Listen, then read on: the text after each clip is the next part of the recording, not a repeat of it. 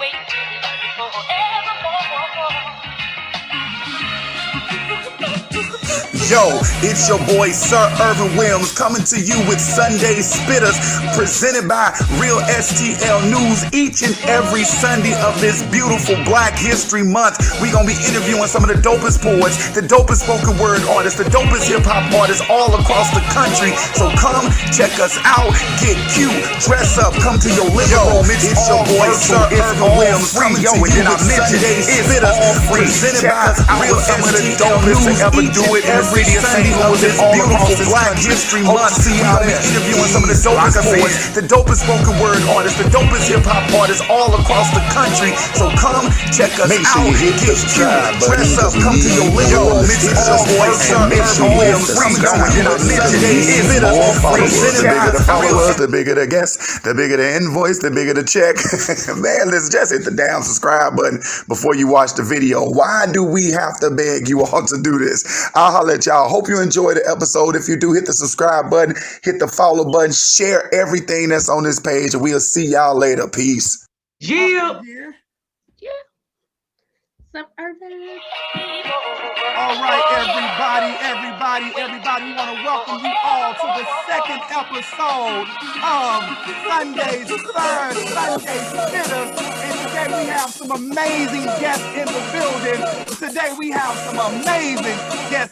I want you all to give it up for the one and only Queen Mocha Latte in the building, as well as the one and only Sir Ervin Williams and the amazing talented writer, poet, teacher, Happy Williams, and the artist, poet, teacher, Bobby Free. And we got one of the dopest spitters to come to St. Louis, one of the hosts of Legacy Books and Cafe. We want to give it up to Louis Confliction, everybody. I want everybody to tune in. Take this link, share it with your friends, share it with your mama. That's Ervin Williams, and the amazing talented we want to feature Happy Williams, and we want to get the artist, the goodness of what we call Sarah's Sunday Spittas. Everybody, take the time right now and share your beautiful, share this information to your Facebook pages and your cousins and your uncles and your aunts and all them beautiful people. How you all doing there? What's up, Brandon? What's up, Morel? What's up, Shay? What's up, all the people that's tuning in with us right now? So I'm going to go through this right now, and I'm going to introduce some amazing people, and hopefully they can tell you a little bit about themselves, all right? So the first person I have up, I would be remiss not to give it up to one of the best hosts in the city of St. Louis. This woman started her own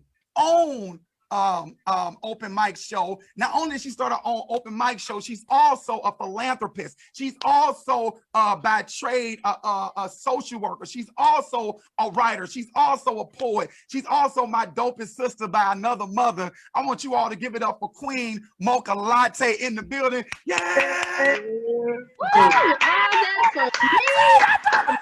I didn't know you were talking about me. The next person I want to introduce is one of the people who actually brought, and I'm going to give you credit for this because people don't give you credit for this, bruh. He actually revitalized Legacy Books Cafe. He actually revitalized that open mic. He actually revitalized poets coming out and spitting on every Friday night. He was there like clockwork. This brother would travel around the world, do shows, and come back and host at Legacy Books and Cafe. He's also a writer. He's also a poet. He's also a rapper, a lyricist, and a host. Give it up for the one and only, trying not to blush right now, Louis Confliction. Woo! Hey, what's going on, I know him since he was 18. Making me sound all dope and stuff.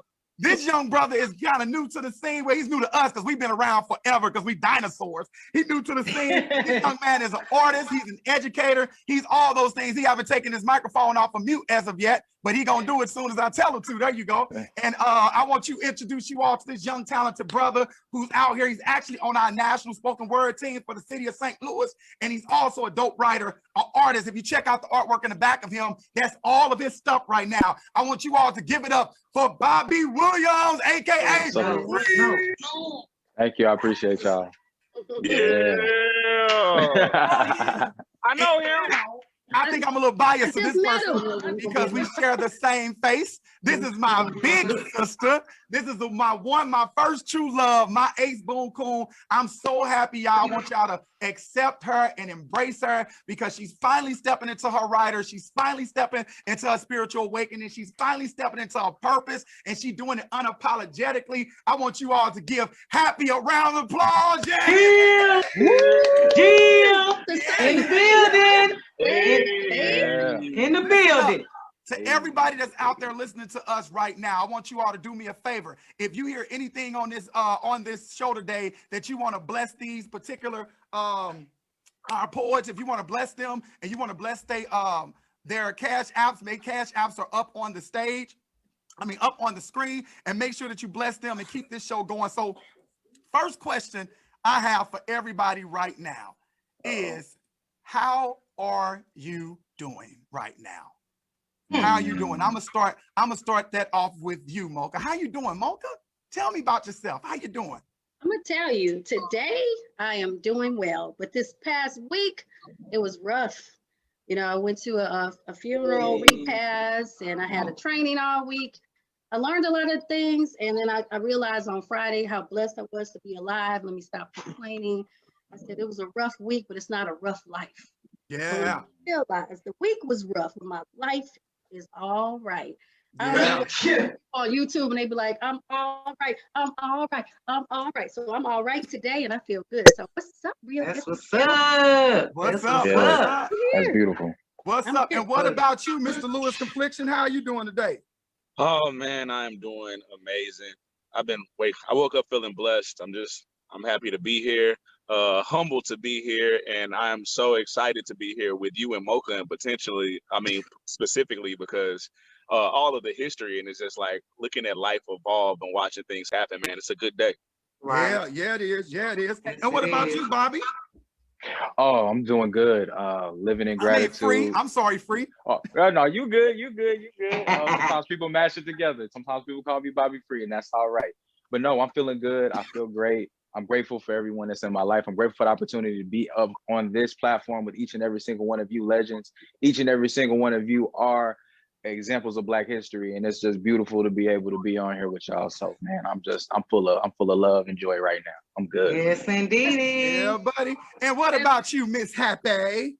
I am feeling awesome. I'm feeling amazing. I'm grateful to be here right now with such talented queens and kings, gods and goddesses, accepting the role I play out here when it comes to leading the forefront of a new Black history. So I'm just very, like I said, grateful to be at this pivotal moment in my life because, like I said, I actually feel like the God I am.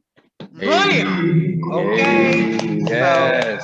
So I say to everybody out there who even listening and coming aboard just to get the love and show the love. I appreciate it. We appreciate it. Let's do this. All right. Well, y'all gave some fantastic information. So what I'm going to do, we just going to get into the interview. Like I said before, this is a conversation. This is Black History Month. Before we even get started, I want to make sure that I thank Real STL News for giving us this platform, well as shout out to Cameron for giving us this platform and actually our voices, because here's the thing about it. And I tell everybody this, I'm actually located right now in Atlanta, Georgia, but I tell everybody this, no matter what stage I've been on, St. Louis have some of the dopest and the most talented people in our city. We just not getting those opportunities and that access to more. So that brings me to the first question to all of y'all. Anybody can jump in right now. What made you start writing as a poet? Tell me what made you start writing as a poet. Go ahead if you want to go. I'll just because actually real quick, my brother was a huge inspiration, as well as my trials and tribulations that I wasn't taught to speak to a psychiatrist about. So actually writing down my feelings, my thoughts, my pain, my anger, as well as my love and everything that I have went through thus far, it was more so like a huge outlet. So it's just ironic that to where I'm at now, well, actually being a holistic teacher, to where that is one of the programs that is actually offered to those who raise their vibrations, is to write out what you mean and actually speak it aloud so you can have those things released that is necessary that no longer serves you. So writing really helps me like release a lot of energy that is no longer of use. Come on with it. All right. And then what about you, Lewis? Oh man, I started writing. Actually, a lot of my writing could be attributed to Mocha Latte. Yeah, got Wow. lyrics. Lyrics to the Lou. Got lyrics. What's Lyrics to up? the Loop. Yeah, that was the first open mic that I had went to when I was 18, and just watching my elders perform and watching them utilize literature to express themselves, it was amazing. So yeah, like if it wasn't any Mocha Latte, I wouldn't exist. Oh, that is Wow, awesome. that's That is beautiful. Good. Man, that's That is powerful. beautiful. What about you, Bobby? Man, for me with writing, writing was definitely a way for me to release, especially when I was younger and I was depressed. But I always loved hip hop music. I always wanted to write my own bars, my own lyrics. So I try to express myself through that. And as time went on, I realized I really had a gift for words. And when I first touched the lyrical therapy stage, shout out to Richard Washington about 3 years ago, that's when I realized that, you know, I am a poet and I can do this. So that's why I write. Absolutely, absolutely. And what about you, Queen Mocha Latte? Well, for me, poetry was my first love at 16. I love to write. I've actually been writing since I was 6. I wrote a haiku about the lady slipper and I won an award. And I was like, wow, if I could do a haiku, I think I could do a poem. But it was all about love and all that type of stuff. So then later, poetry became a part of my life when I had to heal myself. It was cheaper than therapy and I didn't want to go to jail. So I started writing. And then I started my show because I felt like other people needed to hear this. And I wanted people to share and I wanted it to be therapy. And then there was people like Lewis, 18-year-old young Lewis, who came through the coffee shop. And it was amazing. And I got to give a shout out to MK Star because he brought his home. That started me off with people as well as my friends. Then later on, I met Sir Ervin and the rest of the crew. And I was like, that poetry is here. St. Louis, we have arrived. And so I get to give a shout out to all the people that came before me and all the people that support me. But poetry saved my life. Yeah, absolutely. Absolutely. And I love that you said that. That poetry saved our life. And I tell people this, I always implement this, and particularly to Black boys. You have to tell Black boys when they are writers, you all, intelligence is not an effeminate thing. They can be intelligent, they can be smart, they can communicate, they can do all of that. They don't just have to dribble a basketball or run a football. And poetry saved our life. Like I tell people all the time, I write poetry for me. If you happen to like it or you happen to love it, I am blessed. But this is my platform. This is my therapy. This is the reason I'm not jumping off a building, because God gave me the ability to be a writer and get that energy out of me. So even with that being said, you all, I have questions. Ding, ding, ding. Let's see. The first question I'm gonna throw at you all is okay. First question I'm gonna throw at anybody. Anybody take. Matter of fact, nope. I'm gonna throw it at Free first. Free. All right. Who are some people who inspire you, not just necessarily to write, but just who inspire you, period? Man, people who inspire me, period. First and foremost, I want to say my dad. My dad is where I get a lot of my writing creativity from. My mom also as well, like the music selections growing up, you know, listening to old school, like Al Green, even classical, some country, hearing the writing and that stuff really inspired me. Also, I want to say the local artists on the scene inspire me every time they touch the mic, because there are some amazing poets like Energy, Unlimited, like you, Sir Ervin, Lewis, Rich Washington, J Love, Sahara Sister Souls, MC. It's just so many people that put so much energy in me, man. And I just take that battery and I just turn it into something. So that's what it is. Yeah, that's a good answer. What about you, Mocha? Well, I would say my whole family, they're all really funny. I had a lot of stories from my family, and I'm a social worker. So my clients inspire me. And Oprah Winfrey, she's not a writer, but I love how Oprah helped the whole world and the community. And I just thought if I could be a little bit like Oprah, with, you know, and have me an open mic, a little bit different, that inspires me. I just like to help the people. And so writing helps me help the people, the energy that comes from these words. Absolutely. Absolutely. What about you, Lewis? My mother inspires me a lot. She's always been a big inspiration, to be honest, like that. the tenacity in which she approaches life, it leads me to want to attack things harder, want to go further, want to, you know, put the pen to the paper a little bit more often. And also, really, I'm inspired a lot by the like the having the avenue to be able to speak creatively at all. Like just by having that platform and to be able to represent my brain creatively through communication with others, like that's really inspiring, because there's like a stigma that Black men like don't have feeling. Yeah. So I utilize my writing as a measure to be introspective and to reveal the inner workings of myself, and to show, hey, this is my vulnerability, this is me, this is who I am. And just the necessity for being organic with your expression and being true to yourself. That's what inspires me. Absolutely beautiful answer, Louis. And what about you, Happy? Well, for sure, I have a whole list of beings that definitely helps me. First, my children, of course. Me knowing that this is a generational gap between them when it comes to even just the knowledge at hand that I've came across. But most importantly, the people, the little people inspire me, the children, because I know that I make a huge difference in their lives daily. And so every time I speak to them, every time they come and show me a crystal, every time they come and show me something that they did of an inspiration that I have inspired them to do, it makes me feel as if my job is, you know, being done properly, as well as, you know, without any malice, knowing that I'm loving on the children to want to see them be better. So the children definitely first, because I know that is where the world is going. The youth is coming up with too many directions and avenues, and not enough productive avenues and directions. So I'm just grateful to be a part of children's lives so far, because education is extremely important, most important thing to me. So you believe the children are the future. Teach them well and let them lead the way. Yeah, I mean, hey. All the beauty. Hey.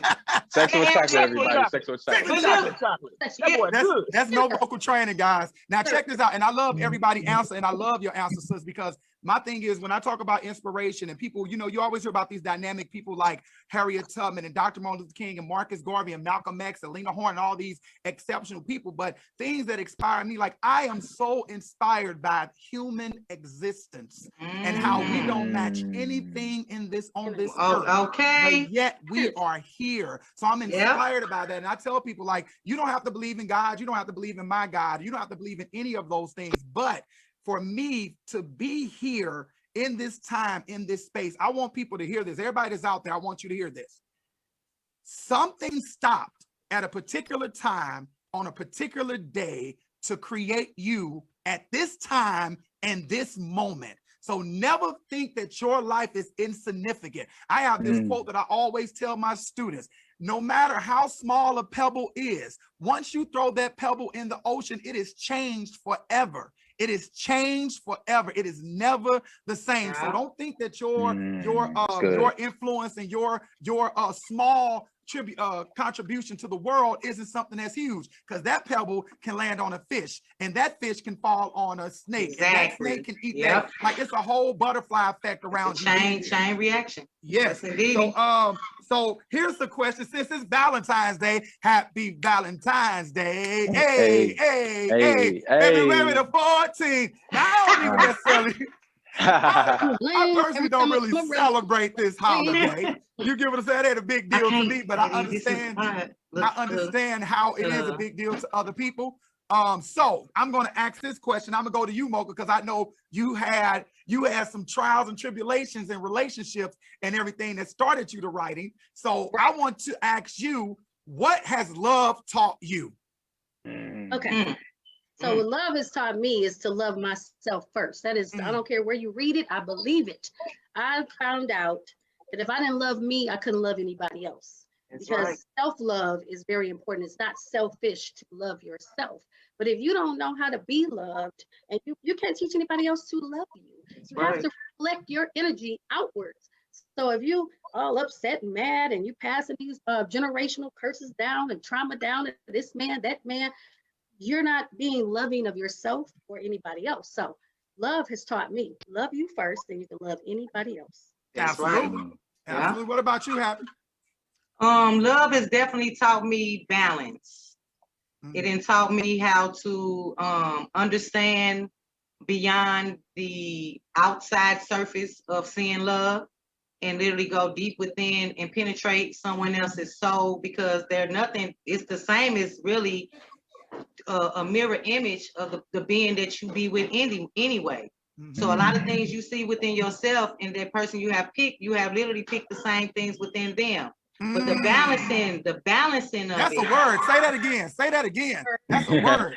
Actually, the people we pick is the image within ourselves, or the people that we actually pick and to be with. They are the same type of imagery. They're nothing but a mirror image.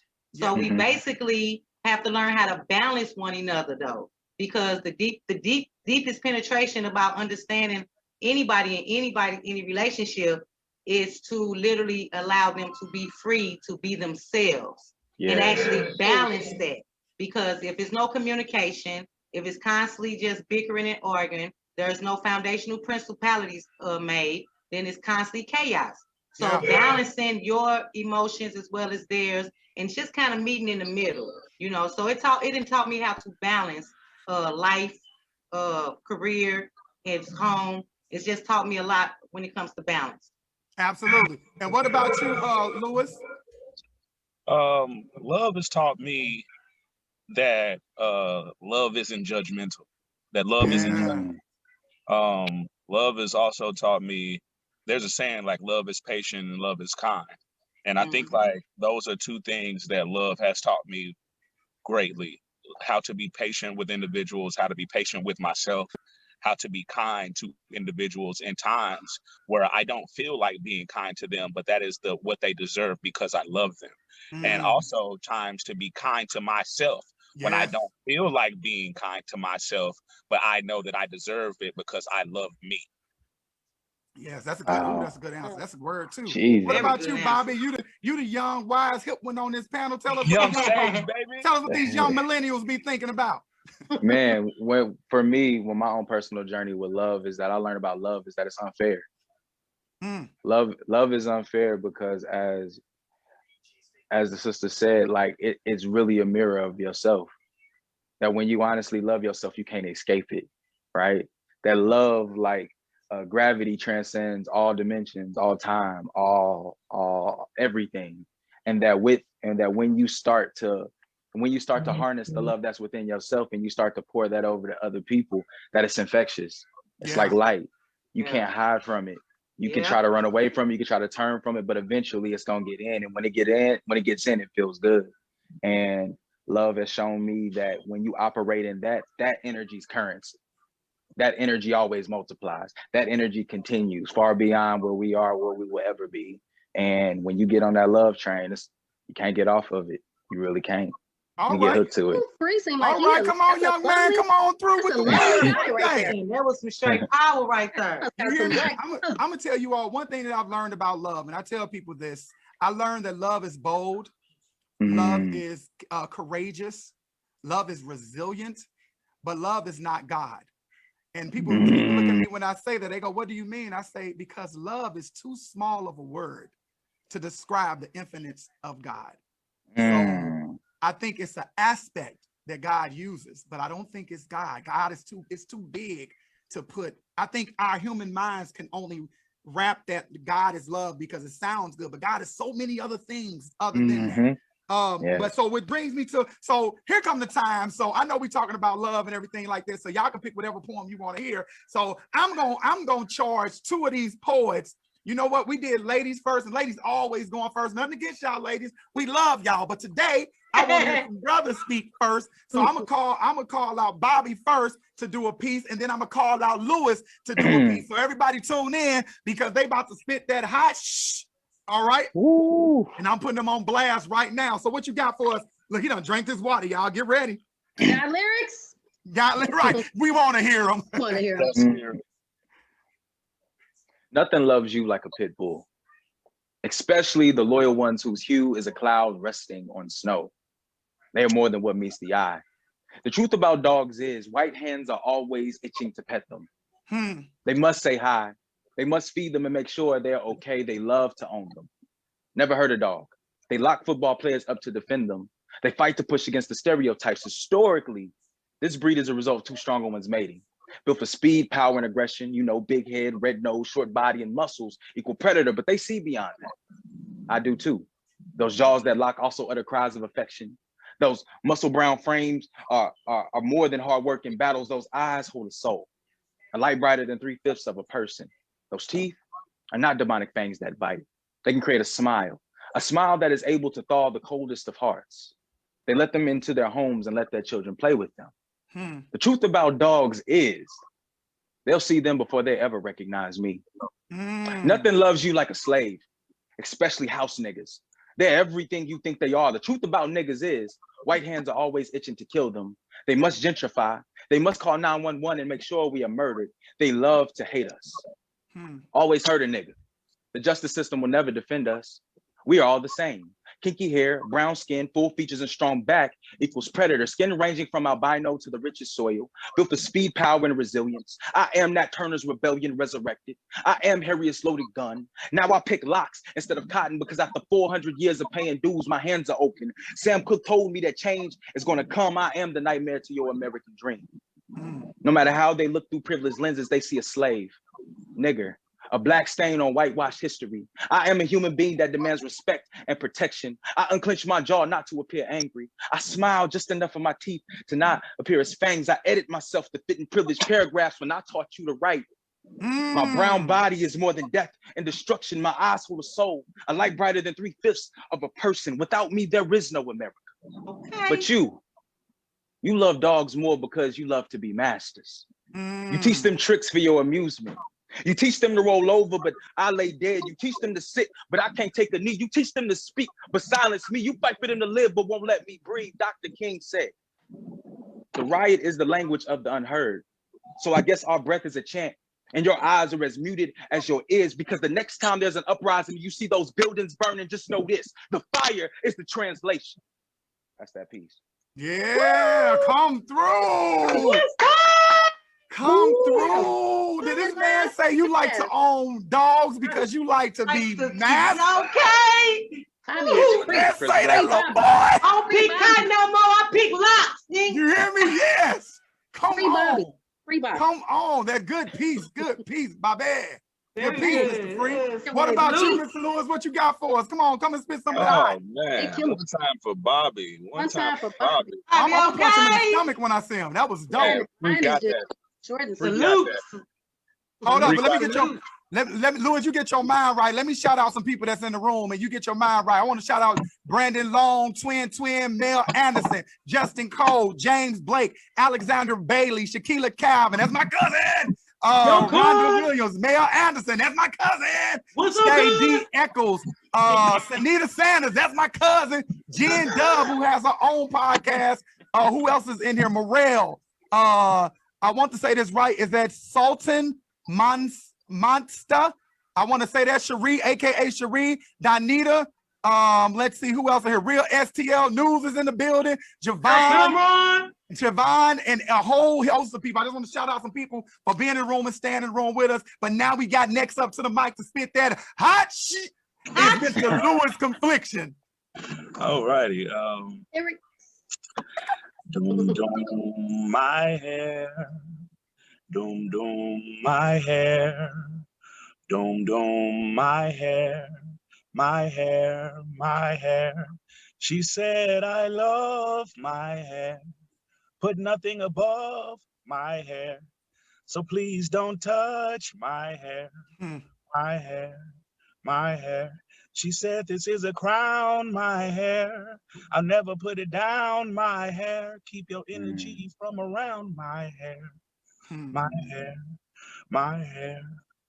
I like them when they silky, but I love them when they kinky. I'll say that one more time. I like them when they silky, but I love them when they kinky. I love them when she's free to do nothing other than just be. Let her hair grow like the trees in the forest instead of bushes in front of porches, because those bushes are always so uptight. Bushes so clean cut that ain't no growth to be seen. Told her, you go ahead and keep on clipping off at them leaves, and you'll never see the beauty that could be from growing naturally. And she is my mother nature eternally. Her skin sucks up the suns like flowers in May, and I'd watch her over the years, and I'd see how she swayed between loving herself and everyone else, and sometimes her crown projects what her heart protects, and I remember when the people came. Started to give her pieces of their brain, and then slowly everything started to change. They started to change her image, build skyscrapers to constrict her nature, to eventually she wanted to be like the buildings she would see. She wanted to mimic those straight lines she saw all over her world, never realizing that her vines were meant to twirl, twist, lock, and unfurl like life. You got to understand it's going to be some kinks in the road, but they necessary for growth. Sometimes you got to watch that vine unwind just so you can watch it wind again. That unwinding time will let you know there ain't no straight lines in nature. I understand that I love her.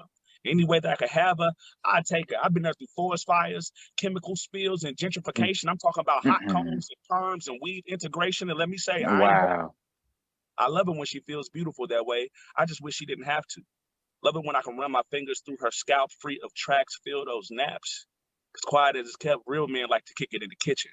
Told you can tell that PCJ, good riddance. I don't give a damn if your perm got no lie. I love your crown as is, no lie, no foam. Hell, lock up, no comb. I don't see nothing wrong as long as my fingers can roam freely through your nature. As long as you can understand that your crown is one of greatness and honor, and I can't wait to put Borex and ball balls on my baby girls who got crowns just like they mama. I told her you can twist it, you can braid it, accessorize it, whatever. Holla at your sister, get them curl patterns together, get you a toothbrush for them edges, and a scarf for when the day ends. Learn to accept a little humidity and coconut oil as your best friend, and I'll be there to the Okay. promise you with my pinky, because I like them when they're silky, but I love them when they kinky. And that's that piece. Yeah. Kinky. I see you, baby. Yeah. When I tell you, I love Love that poem. I like I love within. writers. I love you Yes. all. So I say this, and this is the second show I'm saying this. I just want to thank you all for what you do, because this is spiritual work, and there is no, and it is light work is not light. So I appreciate you all writing that and doing these pieces. That boy say, ladies, I like to chill in the kitchen. Kitchen, You know, okay. that's one of my pieces. I be over here listening. Y'all don't know how much I be trying to say. You better say that shit. Like, I be because we're on virtual, so I don't want to interrupt it.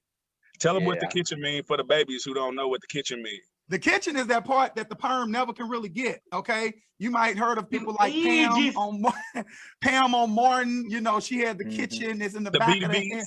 The little beaded beads, and I love the kitchen because the kitchen shows strength and it shows courage, and it's hot up in the kitchen. So we gonna stay in that kitchen. Now we gonna move this a little forward because I want to make sure that I am monopolizing our time correctly. So we just had that was free, and that was Lewis Confliction. If you all love what you hear, hit they cash apps. They up on the screen. We don't care if it's $1, it's a penny, it's a quarter, it's a nickel. All donations are accepted because they are not getting paid to be on this podcast right now. And I appreciate you all being here. So so this is a question I have for everyone. What advice would you give the younger you? What advice would you give yourself? If you can go back 20 years or 30 years for some of us, or 40 years from some of us, and tell the 9-year-old you something, what would you tell yourself? Because I'm the oldest, let me go first. Yes. I would tell the younger me, do it afraid. You do not have to be ready. You just need to be willing. Yeah. Do it afraid. It's a lot of things that we do, and we do it afraid, and we work through it, and you grow through it as you go through it. So fear stops a lot of people. There's people right now watching and listening, wishing they could do this and that. Do it. First thing you gotta do is start. Facts. Right. Facts. I love that. That first step is the beginning of a journey. What about you? Right. What about you, Happy? I definitely would say understand your power early on. I was always told I had a big mouth, loud voice. Tone your voice down. Now I understand that I was literally born with a voice of power to speak the things that I have that I actually teach right now. So I would just tell myself to actually speak up more, be unapologetic or be unashamed that the voice you have carries the power it does, because that intimidation is real.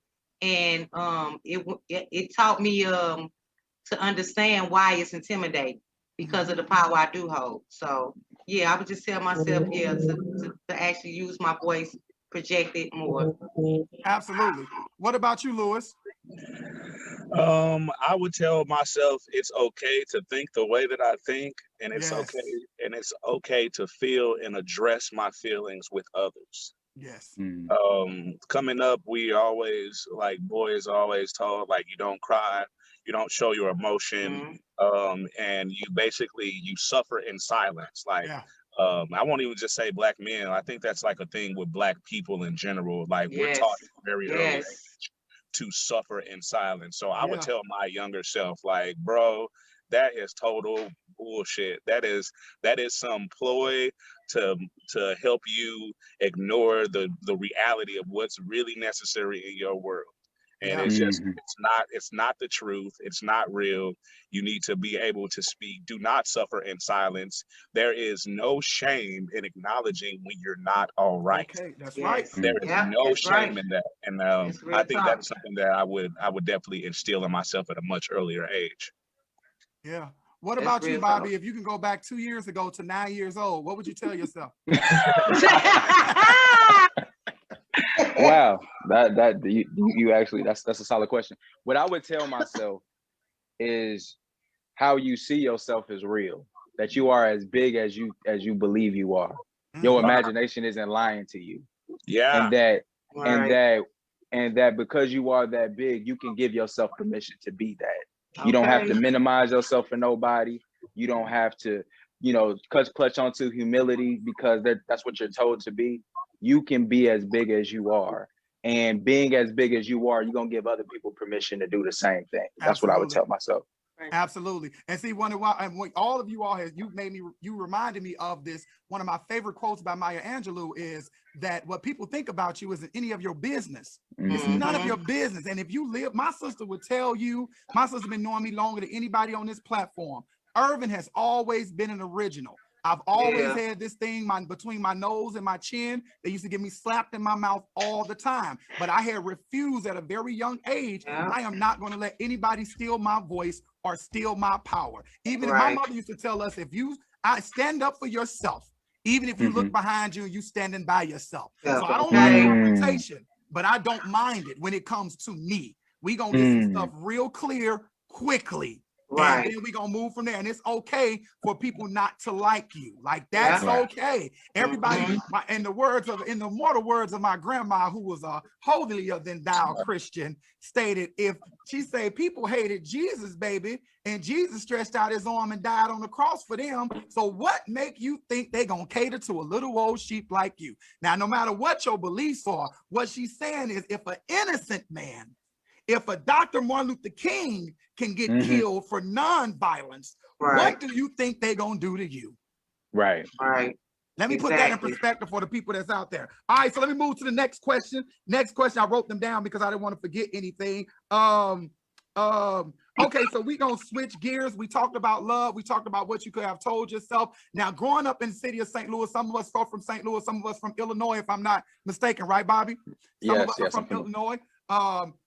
But what is it something like growing up in Illinois or East St. Louis or St. Louis, North Side, West Side, particularly some parts of the South Side?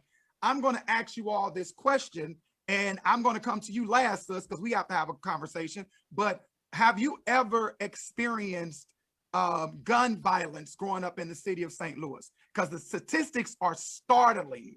So have you ever experienced direct gun violence growing up in St. Louis? You mean like hearing it out your bedroom window? You mean or somebody directly affected by it in your family? Well, I was about to say, I grew up on Page and Walton and in the Bluemire. Whoa. So I heard gunshots. Like, actually, I didn't even know that gunshots, you weren't supposed to hear them until I went to college. Yeah. When I went to college, I couldn't sleep at night because I didn't hear any of them. Yeah, that's how we go to Northwood. I couldn't get any sleep because I wasn't used to it. But I mean, we had a neighbor raise his hand and a bullet went straight through his hand. He just was waving to somebody. So, I mean, I remember when the Inglewood family Gangsta Bloods came and took over our neighborhood. So all I have ever known is gun violence. And I'm not saying that it's good not glorifying it. I don't think any of that's good. I've lost Right. a lot of people to gun violence. So I'm Right. definitely no stranger to it. I actually feel like I have post-traumatic slave disorder. Yeah. You heard that? Post-traumatic slave disorder. Like that Yeah. goes way back and then stress. So yes, gun violence, we need to do something. I see Jamila Yes. on here, and I'm always down with my sister. We got to get rid of this. Something has to happen. Something. Yes, got to. Yes, Yeah, absolutely. most That trauma that is inflicted in us, we have to recognize it and we have to do something with it. So I'm going to ask Bobby and Lewis this, and then I'm going to go to my sister. So Bobby, have you experienced direct gun violence growing up in Illinois and St. Louis? Yeah, I have. Growing up in Alton, I mean, you definitely heard gunshots often. I had teammates that haven't even got out of high school murdered by other brothers that we walked the same halls with. I had a cousin of mine 3 years ago, Adam Williams, was a victim, was murdered, gun violence by the hand of another brother over an altercation that could have easily been resolved other ways. What I just simply want to say when it comes to gun violence is that our people are hurting in multiple ways. And some of us have a hard time learning how to cope, but know that there's safe spaces for you to learn how to. You know what I'm saying? You don't have to go to the gun immediately. You don't have to start wagering lives immediately. There are other ways to solve this, you know, especially if you got a problem with somebody. Sometimes it might not even be a fight. It just maybe need to be a conversation. Absolutely. You know what I'm saying? Right. Absolutely. Yep. What about you, Lewis? I think like growing up in inner city St. Louis, like it's kind of a normal thing. It's like expected. I remember being young and hearing the gunshots and like being so desensitized to it that like we would try to guess the caliber of the pistol that was being fired. Wow. Like, you know what I'm saying? Wow. Being like being like 7, 8 years old, and then my big cousin like, no, that's not a 22. That sounds like it might be a 30. Like, but like before even realizing before even being afraid of what the possibility of the bullets could be in your direction, like already paying attention to how many shots were let off and where does it sound like it came from. Like that was just things that we would talk about just outside playing basketball on the street. You know what I'm saying? 4 shots go off. How many was it? It was 4. What did it sound like? That was a 4-5 right there. No, it wasn't. That was a 4. Yeah. And it's like, come on, let's keep playing. And that's really how it happened. Like you become desensitized to it all after a while, and it's like I've lost so many people to gun violence, like family members and friends, that it's like you almost get numb to it. Like like Mocha was saying, like I felt awkward when I got to a neighborhood and I didn't hear gunshots, and like it was a whole different world basically. Yeah. So yeah. Right, it's to the point where people be on Facebook like, now that one right there, that got me. You ever seen somebody do that? Yeah. They'll be like, that one right there, that one got me. Hit me. Yeah. They all should have cut them off. Exactly. But and then that game is still being played too. That's a game. That is a game in all urban neighborhoods all around the world right now. Is what gun are they shooting? Yep. Yes. I remember this, sis, and it's crazy what I'm about to say because I can't believe people taught us this. People in our neighborhood taught us how to take bullets, right? Discarded bullets on the ground and take a brick and hit it on the back of the bullet to set the bullet off. To set the bullet off. To set the bullet off. To make the bullet shoot. Yeah. Without actually using a gun or a trigger. Yeah. Smashing it. Yep. You don't smash, you gotta throw it. No, you gotta throw it. Yeah. That's a shame. That's saying that we know that. But did it hit anybody? Like, what did it do? Gun it just pop off like a gunshot. Just like I know y'all didn't play pop out with no real. Yeah.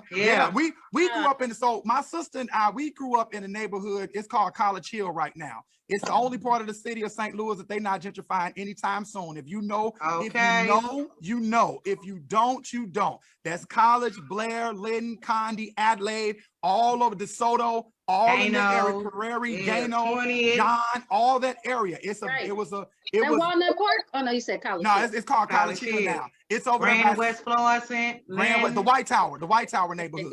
Yeah. And since I don't know how deep we want to go into this because I don't feel like getting emotional, but I will let you tell your story if you want to. Well, I definitely been hit by gun violence personally twice. First incident, I got shot in my leg, and the second incident, years in life, actually 96. My son literally was in my arms, and I got shot in my neck, and I got shot in my leg again. Due to the gangs, violence, in the neighborhood where I was raised, DeSoto and Blair, Linton, 20th College. It was heavy trafficking of drugs, heavy trafficking of gang members, heavy trafficking of guns, ride-bys, drive-bys, you name it. And it personally affected me and my family because, you know, for 2 hours, they told my peoples that I actually was deceased. So violence in the neighborhoods have not only literally grown beyond our control, it literally has, it's like they giving these children these guns. And like I tell people all the time, it's just lack of information, because last time I checked, don't nobody of my color, of my hue, own any planes or own any type of political power to dump all these guns over in our neighborhoods. So it's more so about educating our children, because I do believe in bearing arms for protection. What I don't believe is how our children are getting a hold to these guns, and how things are not being taught to them properly. They're literally learning through social media and music to get their point across. So it affected me. I have dealt with it. I'm still dealing with it because of the trauma behind it. I'm definitely legal. I promote actually being legal, because like I said, it's nothing wrong with protecting yourself. These things we didn't have to worry about back then while we was growing up. It's to actually have I had a 12-year-old, not to get off subject, but I just took a 12-year-old gun out of a 12-year-old hand literally 2 months ago. So my house is a safe haven for these babies, and it's like, it's getting out of control. So my advice to those is, if you want to protect yourself, just honestly do it in a more positive manner. Teach your children, sit down, watch these videos, show things of our heritage, to where we show that we were never savage beasts that they continue to try to put us in this box. We have always been a people of empathy. We have always been a people of love. So every time we see these things that's happening right around us, we do have the power to literally stop it. It just takes more of that village instead of the individuality that we keep pushing off and blaming someone else, when we can literally take back and hold our babies and give them an opportunity to do things right. Absolutely. Thank you for that. That's so true. Like, I was sitting here and I forgot. And when you said that, it just almost brought me to tears, because they told us, they said, your sister's been shot in the neck and she's dead. That's what we were told. And just my caveat to that story, that pushed me into gun violence. Let me say this. People always see your glory. They do not know your story. You get what I'm saying? All of us on this panel looking like well-to-do, great politically activated African Americans who speak well and can conduct interviews, but to be Black and to be semi-conscious in America is to always be enraged. That's James Baldwin, and that's the truth. So I appreciate you all sharing your stories. I'm gonna do this, and then we're going to go into a poem. We're going to go to a poem first, and then because I'm a solution-based type of host, I want you all to start thinking about solutions that we can come to help solve this problem. I know Marty Casey, if she's out there listening, she has an Ungun Us campaign where she's actually have an entire organization about ungunning and learning how to use communication to actually stop some of these violent deaths that's happening. I want to shout out Dana Kelly, Jasmine Mitchell, Luciana Mosley, Jay Carter. My cousin, Shawnee. They on the building. Ariel, my niece, they in the building. So I just want to shout y'all. Hey, babe, butter. But so hey, happy. baby, hey, Jazz. Happy. This is gonna be your first time spitting on a platform like this. So give us something you got. Let's see what you got, sis. Okay. This is called Inherited Thoughts. THOTHS, because the word black gets so much backdraft. Even though I know openly that it has no power, but in all honesty, spiritually, it holds all the power. So even though we have been bamboozled with the thought process of not understanding the word itself, black, just know first what the color means. Black itself reflects supreme balance. Black, from blackness comes light. From chaos comes order. We will be that darkness. We will be that blackness. So my poem is called Inherited Thoughts, TOHTS, and I hope you all like it. First, honor and acknowledgement to the divine black primordial immortality. And the inorganic being made it a total incompetent mockery. Extreme using and abuse for our destruction. Investments in chaotic catastrophe. Naturally taken away from our divine teachings of our anatomy. Where do black primordials sit on the 7 chairs of power? Now you may see black representatives, but a lot of us see false prophets. Giving you the illusion all chains are loose when strategically have kept our original truth in a noose. Enough unwanted distraction. Open up now and let divine law be your conscience. Resparking your divine blackness deep down within, because you are that darkness, that abyss, that primordial existence. You are ancestral truth, gods and goddesses. You are the truth born from pure acknowledgement.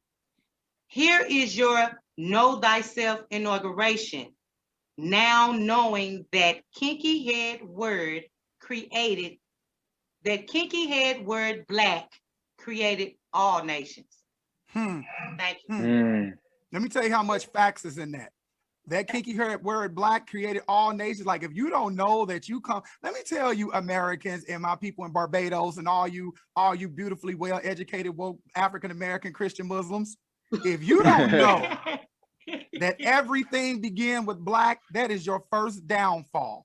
Everything started black, everything. And you are the survival of the Middle Passage, of the Holocaust, of the insurrections, of civil rights movements, of racism, of people stealing your ideas and your identity. You have survived that. You are the stock of all of that. You are the reason for existence. You are the Without reason. you, there is no existence. When you walk through the door, you're walking through the door with 10 million people behind you. Okay. Understand what kind of power you walking through the door with. Yes. Yes, ma'am. Yes. No, I'm just saying. Did you say bam? Bam. I do. I'm a absorber. I be like, I'm coming at you. Thank you, Happy, for that piece. That was dope. And I heard you. Y'all see state representatives. We see false prophets. That's a word. That's Bible. Yo. So, Mocha Latte, what you got for us today? You know what? At first I was gonna do love. I'll do that a little later. I'm not feeling love, so this is what I'm feeling. Allow me to speak. Okay. I believe I was born to be a teacher, a preacher, better yet, a motivational speaker. So I'm gonna ask you to please listen closely to the words that are coming through these speakers. As you hear the words that flow off the lips of this speaker, my words will definitely teach you, and I hope it reaches you. As I use parables to paraphrase the life that I live on a daily basis. Although I only gave birth to one child, I have love for all children of all races. They are our futures. And sometimes I move at this fast pace and I have to tell myself, slow down. I'm not in a race. But I'm in God's good grace. I'm faced with this paper chase. And it's not always my favor. It's not always in my favor. See, I'm here to serve, but I'm not a savior. Okay? I hope that I can give somebody some food for thought. So I thought I'd share this. I work for pennies, but I help many. I've seen stories that would surprise your eyes and open wide your ears, providing coping skills to deal with other people's fears. Imagine being cold and told that there's no electric or no heat. And as a little child, you're hungry with no food to eat. I think moms stealing electric from an orange cord that runs to their window to the neighbors next door. I've seen that. Clients that are homeless and clueless with no stability, so they gravitate to anyone who's willing to shelter the free. I've seen people with Section 8 vouchers that didn't even mean a thing because the slumlord won't fix it. And the voucher expires in 3 more days, and the landlord said, forget it, you're going to be evicted anyway. See, these are facts, and I've seen all that. And what I've learned about poverty is that it sees no color, it sees no race, it sees no creed, and neither does COVID-19. Poverty treats the impoverished equally. I'm a little girl who lived in the projects, and now I'm working on several projects. And indirectly, I felt like I was on Obama's campaign. And it's not too late to be down with change. So we have to elect more progressive women to rearrange some of these politics. And it seems to be strange. And I know if y'all can feel my pain, or if you can feel what I'm saying, we need to help more Democrats get elected. The ones that are trying to help us working people, the ones that help the poor who aren't working anymore. I want to be a part of a community where we're all coming together, spreading love and unity. I want to be a part of a community where it's not just the common phrase that we say on Martin Luther King Day. I want us to stop the violence and stop being silent. I want us to be a part of a city where brothers and sisters lend a helping hand, even if they're not getting paid. I want them to do this because they're tired. They're tired of us getting played. So today, if you're feeling the same type of way and you got love in your heart on this Valentine's Day, I want you to turn to your neighbor, whoever's right next to you, and tell them I love you. I want you to know that love, it don't cost a thing, but it heals better than any pill.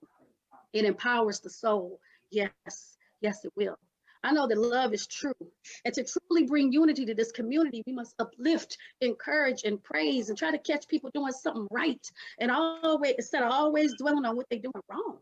Once peace begins to live within, you'll sing a different song. You'll be able to do better. And even though the charity starts at home, you need to stop overlooking the homeless and stop hating so much. Let's hate less. You will begin to progress. And I hope that you all can feel me. And I hope that you can feel how hard I'm trying to stress this message.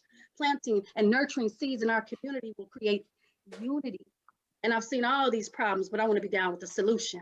I need to help with diluting the pollution. I'm stepping out on faith. I'm looking for a good team, calling for the formal revolution. I'm trying to be the best advocate I can be in my community, but I know that change won't just occur with me, and it won't occur overnight. I'm going to continue this good fight, but guess what? It's going to take more than me. That's that piece. Yeah. Come through, Mocha. Come through. Love Let me tell you that. Hey, that was tight. I know, right? Need to say that now. I make pennies, but I help save minis. It just remind me. First of all, let's just shout out Black women in general. Like, as amazing as they are, how many times they have saved us as a nation, as a people. I don't think Black women get enough credit. I was watching Cicely Tyson a few years ago. Shout out and to the honorable Cicely Tyson. Right. Salute, goddess. Yes. But she said, she was talking to Gayle King, and she said, you understand the letter. And she said, you understand the pecking order of the letter, right? And Gayle King said, no, explain that to me. She said, on this letter, you have white men, white women, Black men, and at the bottom, you have Black women hanging on to the letter like this, right? She's saying and the Black woman's looking up at all of these people because they're standing on her hands. But her strength comes from being able to hold on anyway, knowing that she might never make it to the top of that ladder. That is Black women in a nutshell. Everybody has trodden, written on your back, copy you, steal your beauty, do all of these things. Buddy. And they're at the top of the ladder while you hold on, praying that you don't fall off. So I just want to put that out there. Thank you, Black women, for what you do. Thank you, Black men, for what you do. Thank you, Black people, for what you do, because y'all biggity, biggity Black and biggity, biggity dope. And I just want to shout out Jeanette, Mel, Jasmine, who else just hopped on here? Somebody else just hopped in. DeMarco, I want to shout them out. So now, like I said before, I'm a solution-based person. So how do you use your art? Listen, how do you use your art? I'm gonna start with Bobby because Bobby got the art behind him. Everyone who's looking at these brilliant paintings of Bobby behind him. Oh, my bad, let me go back. If you like Happy or Queen Mocha Latte's poem, make sure you hit their cash out with some beautiful donations. We will appreciate it. But Bobby, how are you using your art to affect change and help liberate Black people and people, period? How do you use your art to help that move along? So what I do with my poetry is I write pieces that are about introspection, about my personal healing and my growth journey. And also I write in a way that inspires people to think and see value within themselves. When it comes to my painting, I do my best to highlight people, Black people who have accomplished many things, because a lot of the times we hear about the Martin Luther Kings, we hear about the Malcolm X's, the Maya Angelou's, but very rarely do we hear about the Bahamadia who are still living, who has done show that Bahamadia pain. Don't show half that pain, show the pain. I'm gonna show the pain. It is Bahamadia, one of the premier female lyricists in the beginning of hip hop really getting this commercialization. You hear Rhapsody nowadays, but Bahamadia was the one who really started that cloth. You know what I'm saying? You talk about the Queen Latifahs, the Moni Loves, you know what I'm saying? That's that same cloth right there. And then also we got Tupac in the back. A lot of people know Tupac, a lot of people are aware of Tupac, but Tupac was a strong example of what it is to not only love yourself, but love your people fearlessly, and to recognize that we are multifaceted and we can have our growth and healing journey even with big platforms. And that's what I aim to do with the art, is to show people that number one, you beautiful, number two, you powerful, and number three, just because you've seen many different roads paved, it don't necessarily mean your road is insignificant. That's what it is. Absolutely, and that's powerful. And listen, everybody, Bobby paintings are for sale. I don't think he explained that Tupac. Those are, and if you look in the back of that Tupac painting, it is two different Tupacs. It's the beginning of Tupac and the end of Tupac, and he took both faces and combined each other. So that painting has that's dope. That painting has an entire story to it. So let's see, Lewis, how are you using your platform and your art to help move the narrative along? I think ultimately the way that I help the narrative or move the platform along is just speaking organically and honestly from my point of view. Like really just representing myself as a Black man, my thoughts and how things translate to me. And kind of taking some of those things that are hard to put into words and encompassing them for other people. You know, there are poems that I've written that was personal about myself that people would stop me and say they really identified with, they're going through the same thing, and that they wouldn't have been able to address some of those issues had I not had the courage to do it first, or to be vulnerable first. So I think in just being organically myself and being vulnerable and being open, being honest, being organic, I think that's the best way that I move the culture forward. Beautiful. Absolutely. What about you, Happy? So for me working with the youth, and I'm a holistic teacher. So what I do is teach people. I teach people how to understand ancient and ancestral lineage through cosmology, astronomy, biochemistry, all the walks of like an alchemist goes through, actually turning your lead-based thinking into a gold mine-based thinking, raising your vibrations from this this animalistic lifestyle or this animalistic thinking into your God space thinking. So I use this with a whole entourage of enlightenment tools like Reiki, Tai Chi, pranayama, herbology, also crystal healing. I do orbit cleansing. I also make weekly schedules, actually surrounded around astrology itself. I have a whole list of things that I do. I make personal energy teas. For those who don't know, energy is everything. So I make these type of shirts, handmade, drawn by me personally. When it comes to actually Adinkra codes, different ancient symbols, to actually bring out that vibration within you and to raise your vibration as a whole. So I'm very intrigued on helping people understand levels of enlightenment when it comes to this electromagnetic field, which is the body. And I'm just really speaking my truth and understanding that the truth has been kept from us too long, to where now it's out and I'm ready to present it.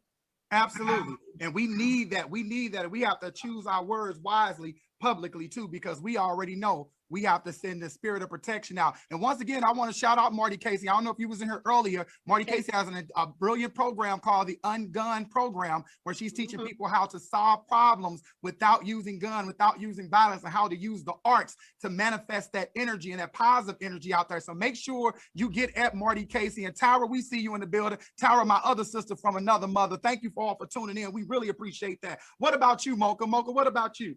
So for 10 years, I had God Lyrics, the open mic, which will be coming back soon. I'm not going to tell you a date, but just know I've been working on it. I'm trying to think if I'm going to do it virtually or in person or both, but I have some ideas and I've been meeting with people. So that will be coming back. But also as a social worker, I meet with my clients individually on Zoom. Several of them spit poetry to me. I've performed at different group homes, and I write poetry for funerals and repasses, and you know, and also I've used my influence in being a poet to have this big, what I'm trying to say, platform. So I advertise for poets and singers and anybody. You can follow me at Queen Mocha Latte on Instagram. That's right. Businesses, I've helped over 500 Black businesses. And say that again. How many Black businesses have you helped? Over 500. I heard it. And I have accumulated 47,000.9 followers, and I never bought one. So these are real. Say that again, because there's a lot of people out here buying followers. 9,000 followers. I've never bought one. They say at least 90, I think 97% of them are from St. Louis. So it's a lot of people. So I use my platform in all ways, and everywhere I'm at, I'm going to speak and I'm going to teach. I'm going to reach. So follow me, and I'm going to help you. You need my help? Let me know. And here's the thing about it, and I love that. I love that because I have to tell a personal story about Mocha. I can tell personal stories about my sister. That's my sister every day. But Mocha is one of those people. What you see is what you get. When I tell you Mocha has your back, Mocha has cashed out me $50 because Mocha knew when I was down and I had too much pride to ask for it. It's all kind of stuff we can go into. And like what people don't understand with this poetry community and this poetry family, and this is something that I'm kind of upset with, that the younger poets don't necessarily have that. We're like this. We call each other sis. We call each other brother. We both, and not to put any of our business out there, but we both have gone through things and showed up when other people did not show up. You understand what I'm saying? So to have those kind of people in your corner pushing that great energy forward, I just want to thank y'all for what you do, because you don't have to do it. Hey, my aunt in the building. Hold up. My aunt, my favorite aunt, my mama's sister, my mama little sister, Teresa Anderson in the building. I would be remiss not to shout out my beautiful auntie. And we like just having that community and that base. I want us to get back to that in St. Louis because it's so much love to give. Like take the personal out of it, take the hard feelings, take the past out of it, forgive each other. You ain't necessarily got to deal with everybody, but forgive each other and move forward because you are doing light work. And when it become a division in the poetry community, it become a division in St. Louis in the arts, because poetry cross over to everything. Music, comedy, venues, open mics, we're everywhere. Lyrics. You understand what I'm saying? So we are the thermostats in the event entertainment world in St. Louis. We have the ability to change the temperature in St. Louis. I want us to understand. Let's make it hot. You get what I'm saying? I learned, Ervin, over the pandemic, I learned from Bruce Perry talking about regulating ourselves like a thermostat. But also, I want you all to know, poets, I pay my features. Yeah, yes, you do.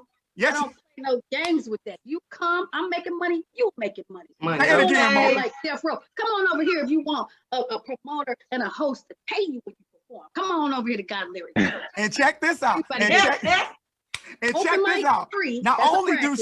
Not only does she pay you, you are doing the show of one of the #1 promoters in the city of St. Louis. So if you weren't getting paid, the look that you're about to get at her event is going to be amazing. Mocha not only pay you, she making sure she walked the bucket around personally, and she forced people to put money into that bucket. She be like, look here, cuz I got this bucket. You don't put nothing in it. Sound like you, baby. Yeah, you know, I'm gonna make sure people get these features paid. So I'm asking this final question, and then we're gonna do a round robin. So everybody get your second poem together. We're gonna go male, woman, and that's how we're gonna do it. But I want to ask this question. I don't like necessarily asking this question, but I want to know from you personally, when your time comes to become an ancestor, all right? What is it that you want this world to remember about you at this time, at this point of your life? I'm going to stick it to Happy first, and then I'm going to go to Bobby, and then I'm going to Mocha. Did we lose Lewis? I think we lost Lewis for a minute. Oh, my sister January in the building. Shout out to Tisha. I was going to go into a story about you, but I didn't want to start crying, sis. And what's up, Tyrone? I appreciate it. Thank y'all. But what about you, Bobby? What do you want the world to remember about you? What I want the world to remember about me is that I gave everything I had. I gave everything I had in regards to the love that I carry, in regards of the art that I created, and that through that love, I attacked everything with gratitude and excellence. Gratitude and excellence. And that's what I want the world to remember about me. And that I also want them to know that because I did it, you can too. That's right. That's right. And what about you, Happy? Definitely that all the work that I have done and all the work that I do is done righteously without any malice and truly coming from an unconditional pure heart. So that's what I would be known by. Things done honestly without any malice. Yeah, that's beautiful. That's beautiful. And what about you, Mocha? I want the world to know that I was always empathetic and that I'm the type of person that will create an opportunity for you. I will carry people on. What do I say? I carry my ancestors on my shoulders. That's right. And carry that load. And I've done things that you don't have to do. I have broken through barriers so that people behind me that I've lifted up, they don't have to do those things. It's a little bit easier. And all I want you to do is believe in yourself. So always remember that I got your back even when you don't even know it. I'm like a sponsor. A sponsor to me is a person who's going to look out for you and mention your name in the room when you're not around. That part, Mocha. And that's what I wanted to say about you. Mocha, myself, Christy, and his other hostess out there. We are the most gracious hosts you will ever meet. We understand there is enough money on the table for everybody. We understand that if it's a room and Mocha can't do a job, Mocha will say, Ervin, I got this job over here. I can't do it. Here go a hosting job for you. And just to have those kind of people, let me tell you this. We're not intimidated by anybody's talent in the room, because just like God gave you your talent, he gave us our talent. We may not have that. I may not have the ability to paint Bahamadia, but I have the ability to speak and to write. So that's my gifts, and I work within those gifts. And I'm thankful that God gave you your gifts. Am I making any sense? Yes. And we have to get more people in the community like that, that's not threatened by people's talent. Let me go on a tangent real quick. So many times, I have not been in rooms when it was time to write checks, and people purposely kept my name out of rooms. I vowed as a person, as an educator, I would never do that to a student, and I would never do that to anybody that I know and love. We have to listen. Everything's not meant for you. You understand what we're saying? What's meant for you, you will get it. So what's meant for me is meant for me. But to purposely, to subconsciously dismiss someone, oh, woe to thee who touch a child. That's all I have to say. When the college wrote me a check, I made sure I split that check with all the everybody that was on that show. College was out of town, called me and 16 boys down the road. Boom. I mean, that's what you're supposed to do. Stop being selfish. People be out here being selfish. You don't anyway. The more you go to some shows and it's like the hosts do 38 poems and 25 poets on stage. Like, no, get them poets up. And let me say this.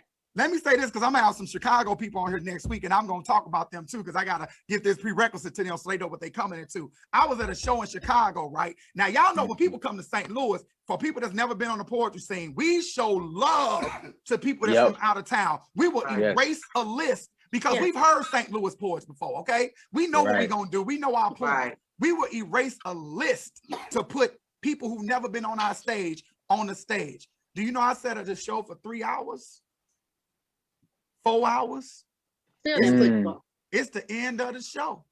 Bro came Everybody by and else. say, man, I forgot that you was even here. It was only about 20 people at the show. Yeah. Go all the way up there. And I talked about them that whole weekend. Every stage I stepped, y'all know I'm ignorant. Every stage I stepped on, I say, we don't do this in St. Louis. So next time I come up here, do know y'all better move somebody off this microphone to bring whoever we bringing in the building, because St. Louis is gonna set it off wherever we go. All right. So I'm gonna do this round robin. We're gonna go in this order. It's gonna be Happy, Bobby, Mocha, then I'm gonna end it, and then we're gonna come back and we're gonna talk about where people can find you, how they can get your products. Happy sell jewelry. We have art, we have the promoter. We want to make sure that people can find you on social media, and hit them cash apps, y'all. If you hear something you like, if you hear something you don't like, hit those cash apps. You hear me? So we're gonna start with you, Happy, in the round robin. When you're done, just let us know you done, and we're gonna kick it off. Y'all ready? I'm ready. right. I'm gonna start off with a quote from Soul to Keep. Who walks the path alone to save his soul may keep the path, but will not reach the goal. Who walks the path of love may wander far, but God will bring him where the blessed are. My poem is called New Love, N-U-L-O-V-E. So it says, love is forever present. Honestly, your conscious universal essence. The love our ancestors knew in you, it took eons to give these type of messages. The anger our queens and kings suffered from their oppression brought a new N-E-W love connection, except it was in the wrong direction. Reassembling love unknowingly made us incomplete. Manifesting self-destruction became our new N-E-W heartbeat. Down spiraling our physiology, adding insult to injury, hijacked the chemical composites of our mind with foolish diversions of their idiotic ideologies. See, our divine love for self runs beyond deep.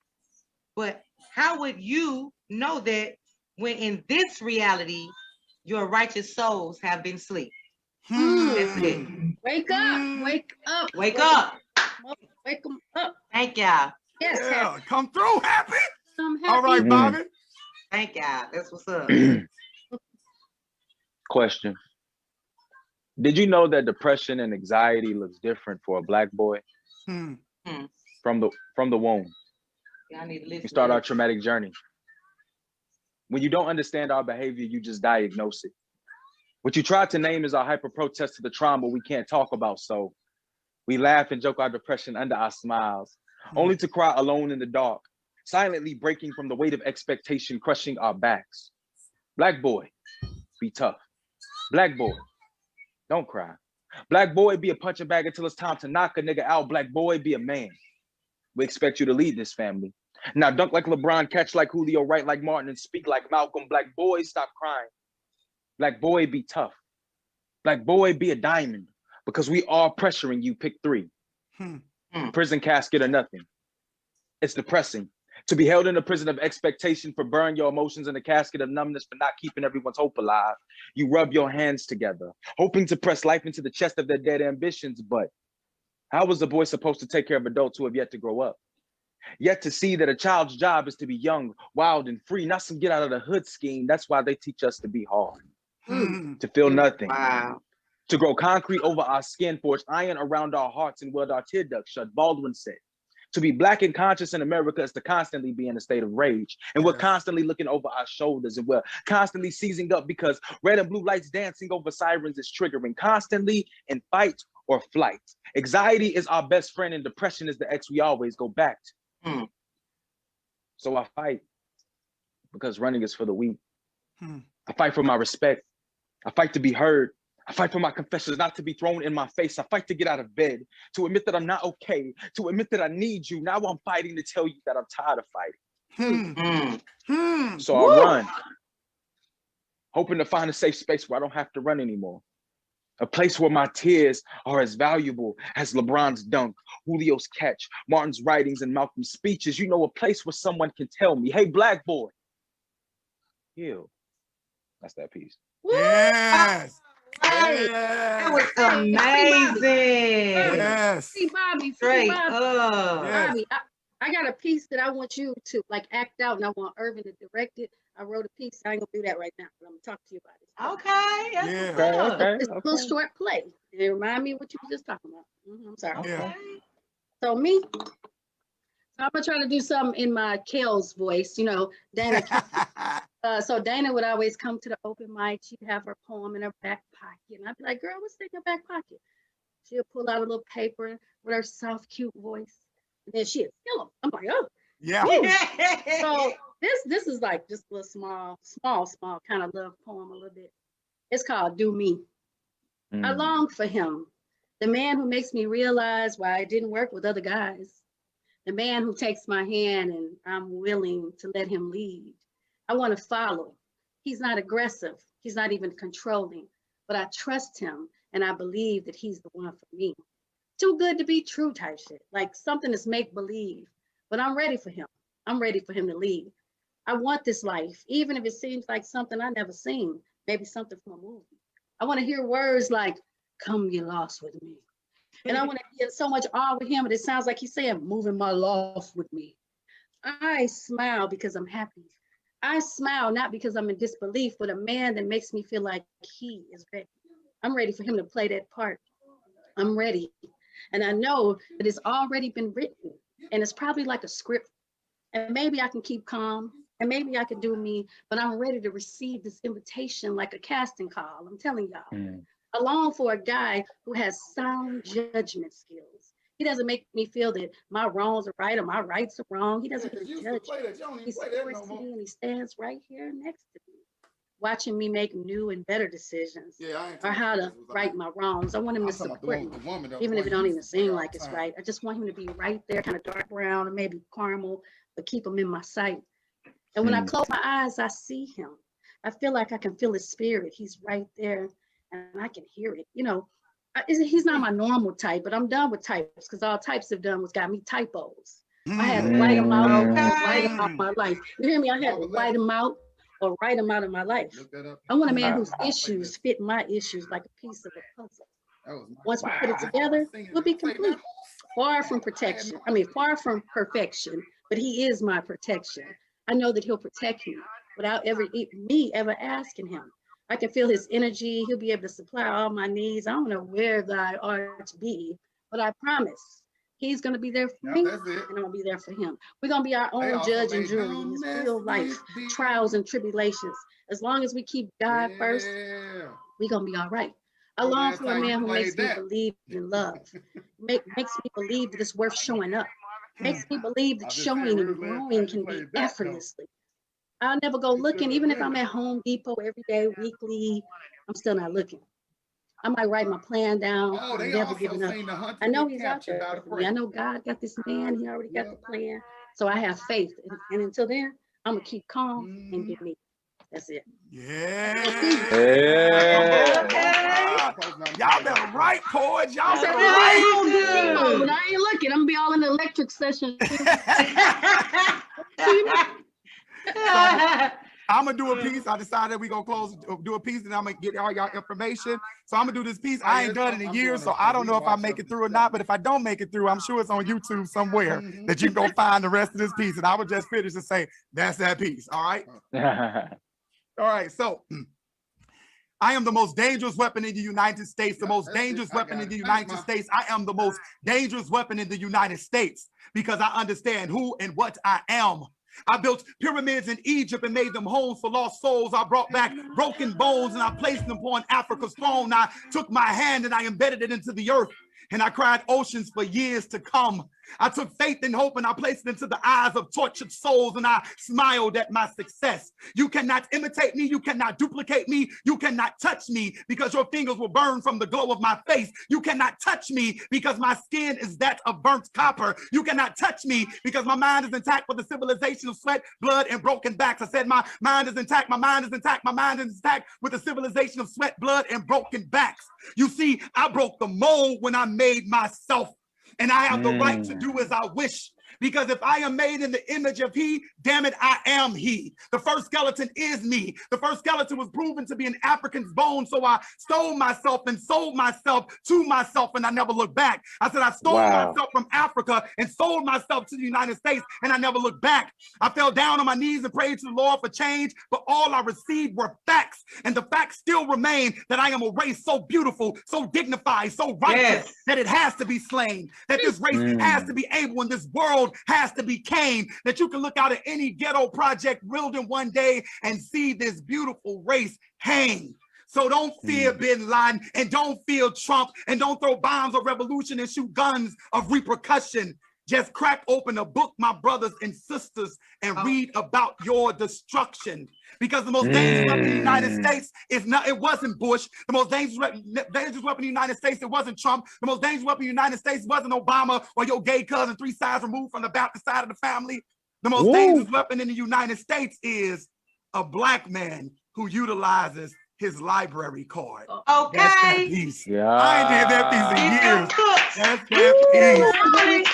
That's that piece. Books. I want to thank Real STL News for allowing us to have this platform. And we're going to go in order. We're going to go Bobby, Happy, then Mocha Latte. Tell us what's your social media, where we can find you, how they can hit you up for bar mitzvahs. Make sure y'all hitting these cash apps. Hit Happy's, hit Sir Ervin's, hit Freeze, hit Mocha Lattes, hit these cash apps, because this poetry ain't free.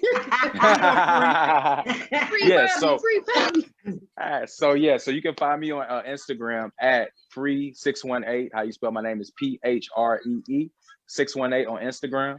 You can find me on Facebook as well at Bobby Free Williams Jr. on Facebook, and contact me there if you want to know more about my art. Also, I happen to be one half of the host of the main stage open mic that is happening twice a month. We're going to have our next show on the 4th. It's at the Red Flag. I'm telling you, you get opportunity. Where's the Red Flag for us that don't know? Where's the Red Flag? The Red Flag is on Lindell. It's on Lindell. It's right near SLU. And you can go on pl-creatives.com, go to the events aspect, and you'll see all the shows that we have the tickets up for. Come check it out. It's amazing, professional venue, lights, all of that. And we have a professional videographer. So you also will be able to get some pretty dope footage when it's all put together. So please hit me up, contact me. You can definitely get at me on IG and Facebook mainly. All right, thank you for that, Bobby. And what about you, Miss Happy? Happy also sell products. Show them some of them products in the back that y'all can hit her up for if y'all want. She sell bracelet, necklaces, crystals, all that stuff. I'm promoting my sister right now to make sure she amp up her product line that she have. But tell us where they can find you on social media and everything like that, Miss Happy. Well, thank you first, brother. I appreciate that. And on YouTube, my name is Happy, HAPPYL Sekhmet, SEKHMET. IG is the original ORIG _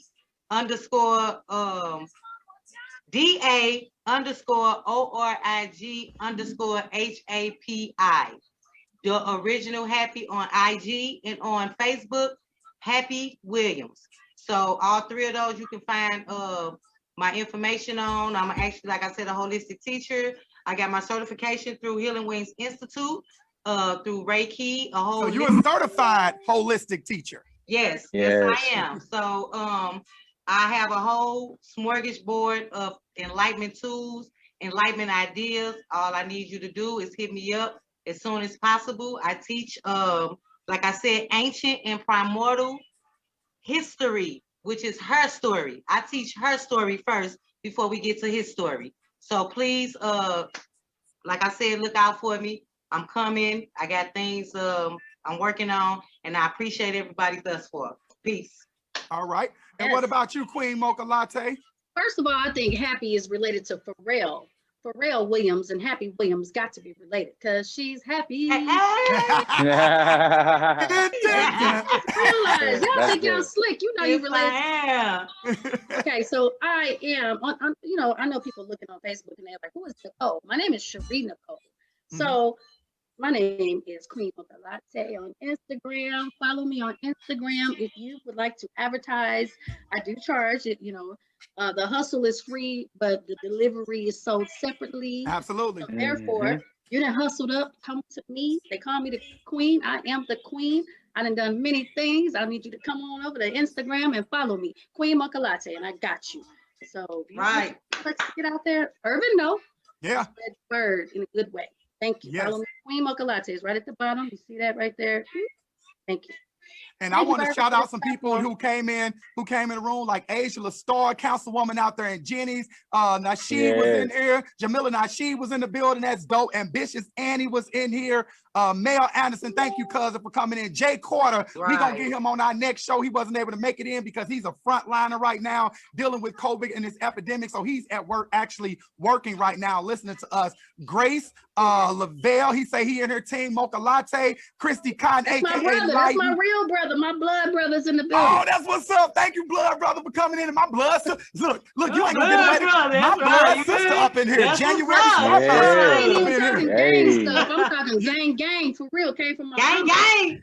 You ain't the only one with siblings up in here. My sister up in here right now. That's your sister right here. Favorite ain't them up in here. Let's see. Who else is on here? Sahara Sister Soul, she was our special guest last week. Rod Bellius, Alberto, and just everybody. We want to thank you all for tuning in. We want to thank Real STL for giving us this platform once again. We want to make sure you all go follow every single one of these amazing, fantastic artists. On the behalf of Real STL and myself, Sir Ervin Williams, I want to thank you all for coming in. I want to encourage you all to keep doing this light work, keep being fantastic, keep being amazing, keep living this good life, and spreading as much love. It's a blessing to be on Real STL and didn't kill nobody. Yes. That part. Non-binary. Come on now. But let me say this too, Mocha, and I'm gonna say this because a lot of people say that. And I told them, I said, Real STL has this thing called Positive Tuesdays. Every Tuesday, they put out positive stories. And those stories not getting the views like the other one, but they doing positive stories. They going to Black businesses, they amplifying Black artists, Black musical theaters, all of that. They doing a lot. So if you ever want to sit down with Real STL News and sit down and chat it up with them, they are here to push your platform forward. Thank you all so much. You all have a fantastic day. I'm going to, you all stay online, my Zoom host, and you all have a magnificent day. We're going to go back. Happy Valentine's Day. We're going to come back into the live, so don't you all go nowhere. I'm going to end this, and we're going to come right back in. All right, y'all? All right. Yo, come out, enjoy your boy, Sir Ervin Williams, with our new episode of Sunday Spittas this Sunday on Real STL News live on Facebook with our special guests, Devron Davis, Kels the Poet, Geronimo Speaks, Shay Brown, and the one and only Knowledge. Hit us up, make sure you follow the page, and peace.